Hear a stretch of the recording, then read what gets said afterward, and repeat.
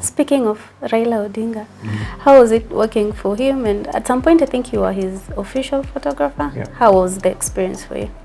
It was amazing. The experience was really amazing. It was a young person's or a young artist's dream to work with someone like that. Yeah.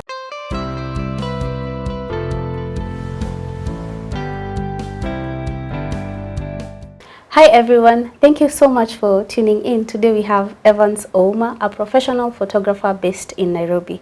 In today's episode, he's going to talk to us about his illustrious career, the prominent people he has worked with, and his plans for the future. Welcome to the show.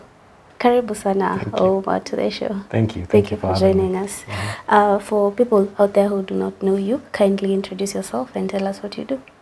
My name is Evans. Yeah. Dims Ouma. Okay. Dims is, I'd say, jina ya usani. Yeah, so I'm a photographer and a filmmaker. Okay. Yeah. Other than photography, is there anything else you do? Maybe for fun. Yeah. I play football. Yeah. But I love photography is your main. Photography is my 9 to 5. Okay. Yeah. That's how you earn your living. That's how I'm living. Okay, so when did you start photography and how would you describe your photography style? When did I start photography? I started photography a long time ago. I'd say professionally, I started about maybe 7 years ago. Yeah. But before that, we used to, in high school, we used to have this Kodak KB10 camera, me and my cousin. Okay. So we used to take pictures of students and, you know, the ones that would take, you take pictures, it takes a week Yeah. for you to like fill up the film and then go to Kisumu, our nearest town was Kisumu, and kind of wash the pictures and then bring them back and sell them to the students. Okay. Yeah. So it was purely out of interest. Yeah. Where did this Purely- interest stem from? This interest stemmed from growing up. We had a lot of Msafiri magazines Okay. at home. So I used to see these pictures of some really nice sunsets and animals in Amboseli Yeah. that I used to love so much. Yeah. And I used to wonder, how can someone capture something like this? Like I had a very early interest to know how to do that. Yeah. Okay. And we see different photographers have different styles of photography. Some people focus on wildlife. Other people try to do photos that are still and barely edited. How would you describe your style? My style of photography, I do a lot of documentary work. Okay. And documentaries actually, you're required to represent reality as you witnessed it. You're not supposed to alter anything. Okay. And I have a passion in studio photography as well. So I like to work with lights, especially photography strobe. Okay. So I do a lot of strobe photography, that's studio work, and a lot of documentaries. Okay. So my style when it comes to documentaries is capture as raw emotion as you witness it, and not alter anything. And when it comes to studio, I do a lot of corporate photography, like corporate headshots. Some people call them official photos, you know. Yeah. But for that, I use a lot of artificial light to, you know, make my subjects stand out. Okay.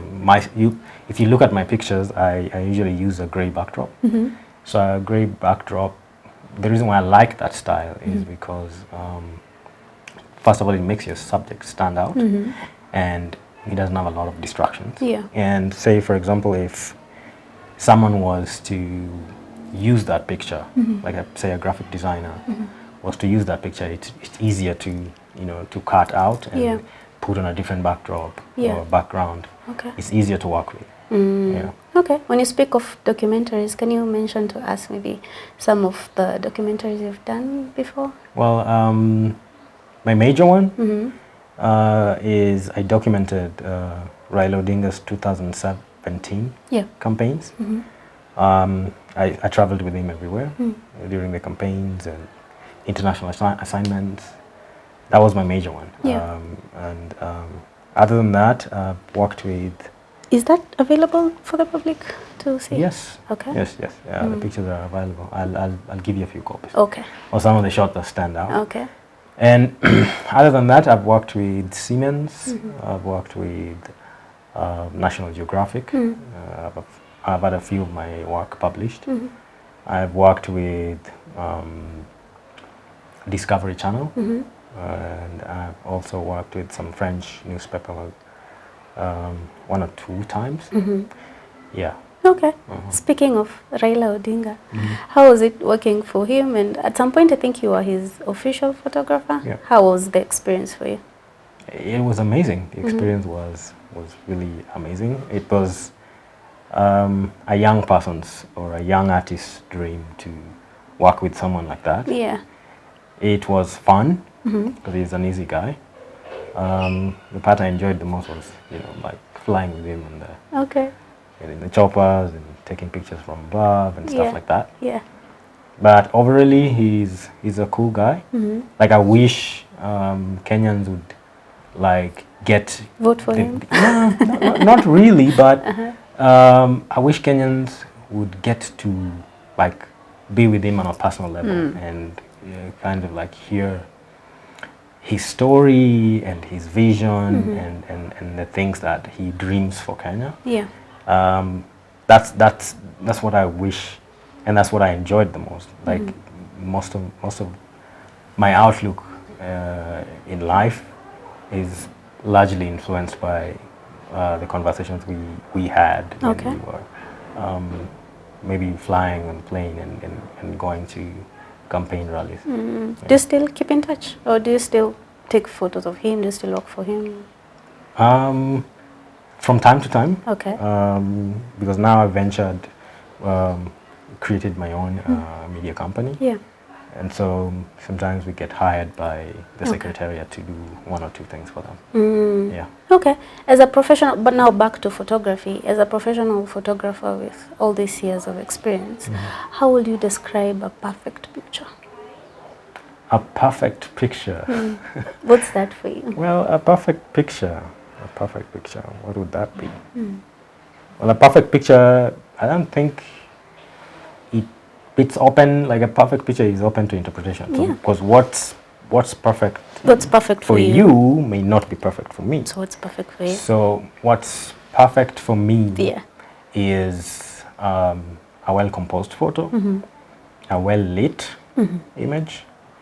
It doesn't have to be artificial lighting, but you have to know where to like how to align yourself with the sun, or if you have to know how to look at repetitive patterns. Yeah. You have to know how to place your subject in a photo. So that to me makes a perfect photo. If a photographer can get that composition, lighting, story in one picture, I think that'd be a perfect picture for me. Okay. Yeah. And we've seen some of your work and it's amazing. Which cameras do you use? And which one would you recommend for beginners, I must say? Yeah. Well, for beginners, okay, let me start with the cameras I use. Yeah. Right now, currently I'm using a 5D Mark III. I love it because it's a professional level. Okay.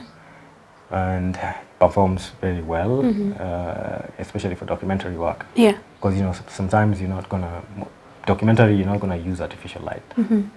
Nearly like 99% of the time, you don't want to use artificial light. Yeah. Because if you're capturing a very intimate moment, be it in a hospital, be it in you don't want something that distracts who you're photographing. So 5D Mark III performs really well because mostly dimly lit corridors of the hospitals and stuff like those, you'll crank up your ISO and you still get a good image. Okay. Yeah, and for that you also need some really good lenses. Okay. Yeah. And some really good amount of money, right? Yeah. So now for beginners, say, you know, yeah. who do not necessarily need a professional camera, what would you recommend? There's so many entry-level cameras Yeah. in the market right now, like especially with the advancement of the mirrorless age that we're in right now. I would suggest if you were to start out, maybe start with a Canon M50. Yeah. It's not too costly, but it's also not too cheap. And it's also, what I like with it is the image quality that it produces. It performs well under low light, and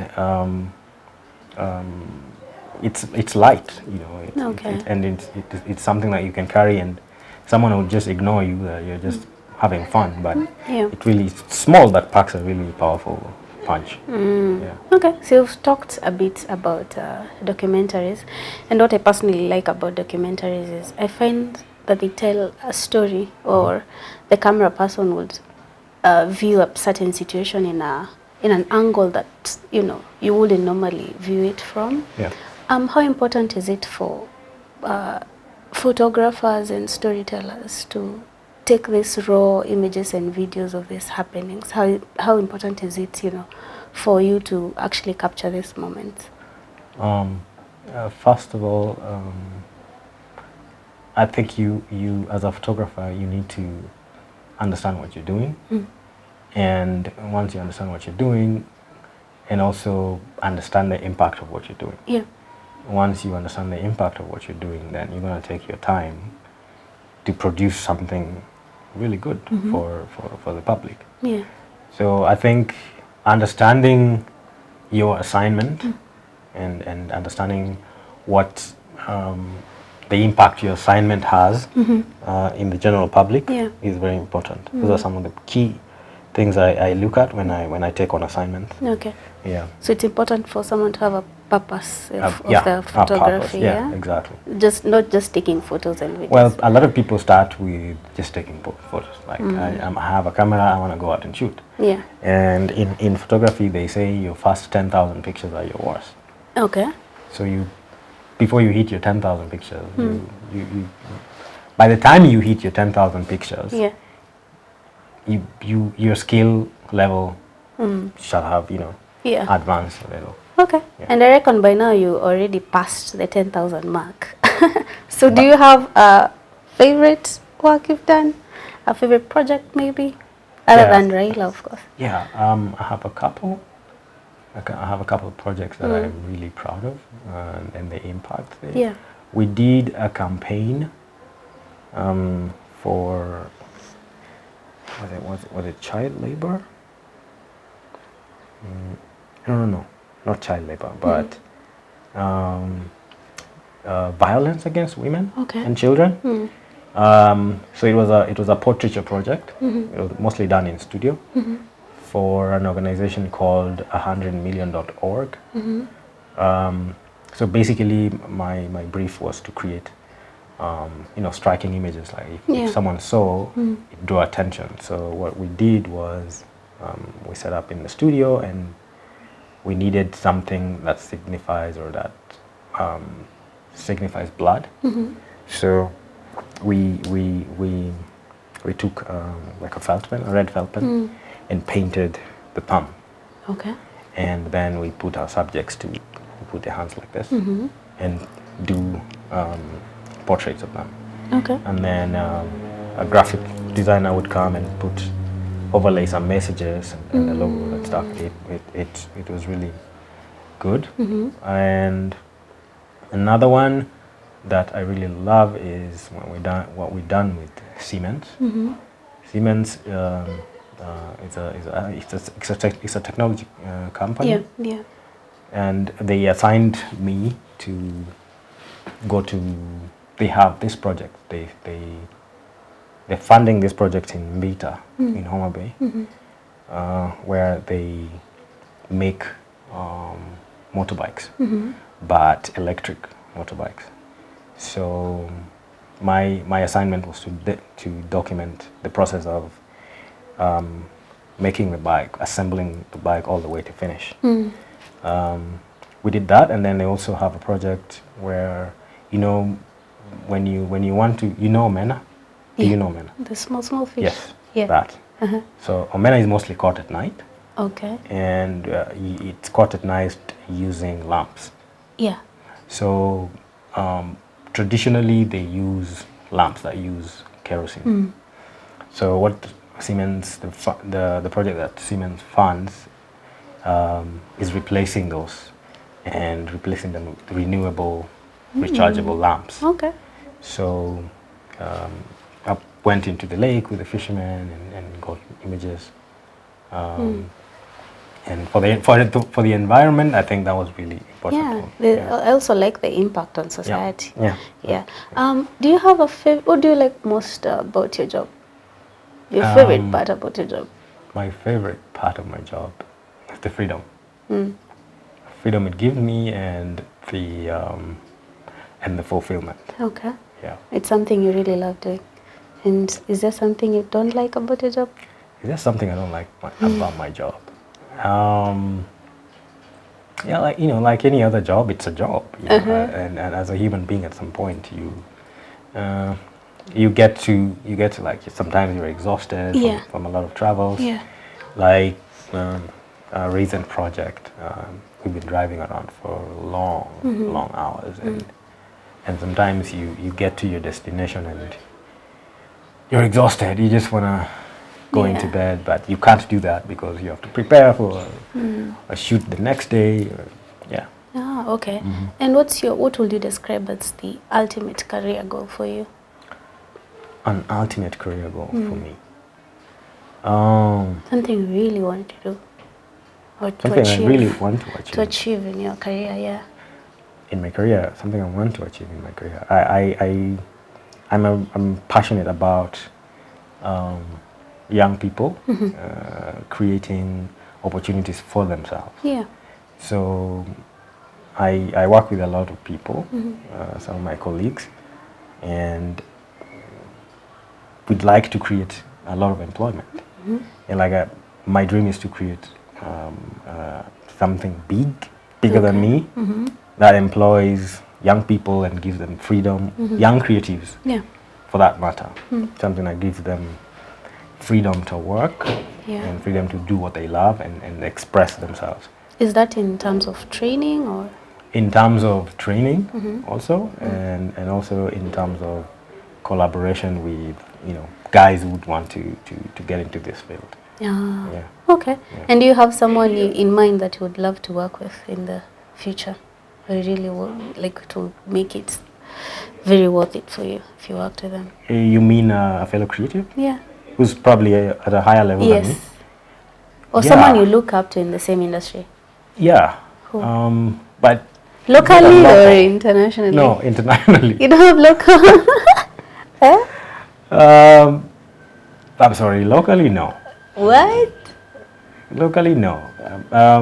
But internationally, I love what Martin Scholler does with his portraits. He does this.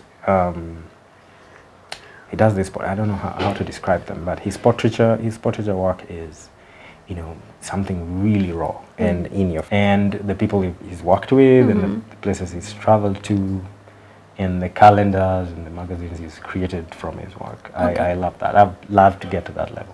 Oh, so locally you are the standard? No, I wouldn't say that. Well, locally, have you worked with anyone locally? Admire a lot of work. I used to admire works from Emmanuel Jambo. Oh, yeah. When I was starting out, actually, I used to walk to Emmanuel Jambo's studio on foot. I used to live in Kawangware. I used to walk to Emmanuel Jambo's studio to ask him to be his assistant for a very long time. I didn't get the chance because I understood back then that he had a lot of guys like me who wanted an opportunity, but he could only take so much. So I understood that. So I've admired his work for a while, and somehow he's kind of like my local mentor. Yeah. Because I look up to his work a lot. Yeah. So just Emmanuel Jambo. Okay. If someone wants to probably contract you for some project they have, or they want you to take their photos, how will they contact you, and how will they view some of your work? My work, most of my work is on my website. Which is? dimstudios.com. Okay. And a lot of, like if someone was to ask me, especially for international assignments, I'd refer them to links where my works are published, like on National Geographic, on Siemens website, Discovery Channel. But a lot of my portraiture work is on the website. And like I said, I started my own production company. Okay. So most of our work are also available on YouTube. Yeah. Okay. So now maybe as we wrap up, I want you to talk to someone who wants to pursue photography as a full-time career, and also want to hear your thoughts on if the Kenyan market is very favorable for this kind of career, if you've faced any obstacles during your career, and what will be done to alleviate that kind of situation. Right. What would I tell First, tell us about the challenges and what will be done to alleviate the situation, and then now talk to the person who wants to pursue photography as a career. The challenges in our industry is what can I say? Is lack of access to gear in terms of equipment. Because photography equipment are very expensive. Yeah. And I wish maybe the government or whoever is in charge would, create a hub, where young upcoming photographers can access these equipment. Okay. And training, because most of young photographers are upcoming. They just pick up a camera and they're amateurs. They want to shoot, and then in like your third month you want to charge for your work. I think people need to take time and understand what they're doing. Yeah. Read a lot, practice a lot. Yeah.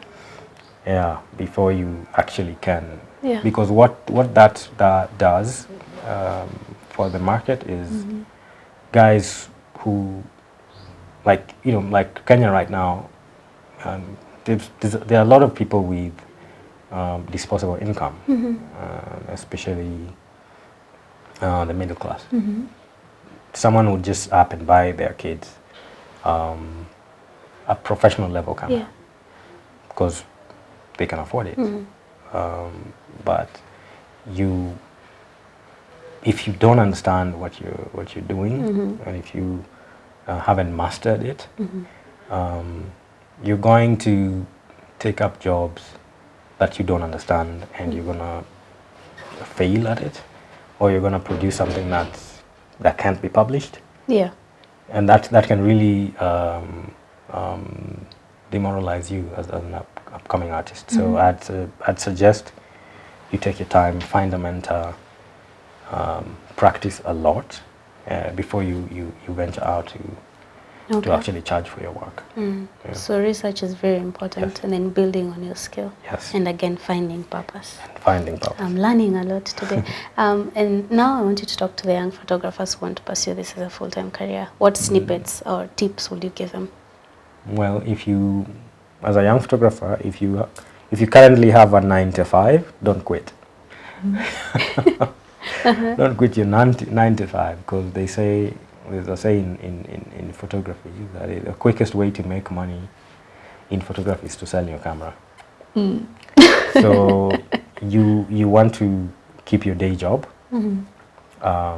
practice as much as possible, market yourself as much as possible. Once you start getting gigs, calculate and plan yourself, plan your finances. And when you get to that level where you think, okay, now I'm comfortable, and I think I get a lot of clients, I get a lot of gigs that can be able to sustain me, now go fully into it. But in whichever way make progress. However little, make progress. Yeah. How long did it take for you to, do it full time? Surprisingly, I am a web designer. Yeah. I started training as a web designer, but I quit because it was boring.